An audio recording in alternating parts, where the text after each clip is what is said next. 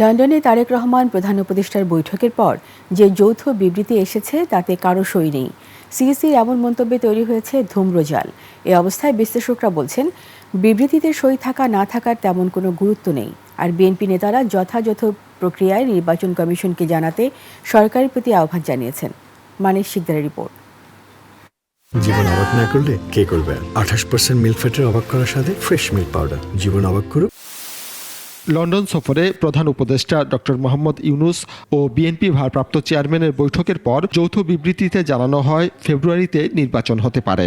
2026 সালের রমজান শুরু হওয়ার আগের সপ্তাহেও নির্বাচন আয়োজন করা যেতে পারে। এরপর রোববার প্রধান নির্বাচন কমিশনার এম নাসির উদ্দিন সাংবাদিকদের জানান, যৌথ বিবৃতিতে সই থাকলে বলা যেত এটি সরকারিভাবে এসেছে।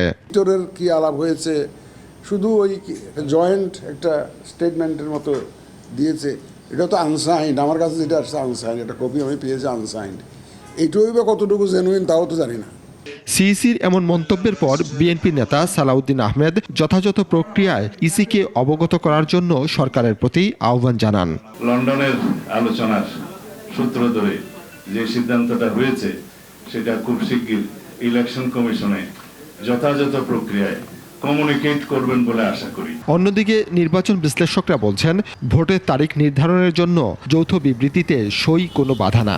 যে সবসময় স্বাক্ষরিত চিঠি দ্বারাই যে অবহিত করতে সরকার করে নির্বাচন সেরকম বিষয়টা তো না। আর এটাতে যে এখনো পর্যন্ত চিঠি আসেনি তার মানে না এটা যে নির্বাচনে কোনো অনিশ্চয়তা দেখা দিবে, এটা তা না। আসলে নির্বাচন কমিশনের যে প্রস্তুতি, তারা কিন্তু তাদের প্রস্তুতি সবসময় প্রস্তুত থাকেই। ঐকমত্য প্রতিষ্ঠা হলে নির্বাচনের জন্য খুব বেশি সময়েরও প্রয়োজন নেই বলেও জানান এই বিশ্লেষক। একমত হতে পারে যে আমরা এই সময়ে নির্বাচন করব, তাহলে তো কোনো বিষয় না। মানে নির্বাচনের প্রস্তুতির জন্য এটা বেশ ভালো সময়। মানিক শিকদার, 21 টেলিভিশন, ঢাকা।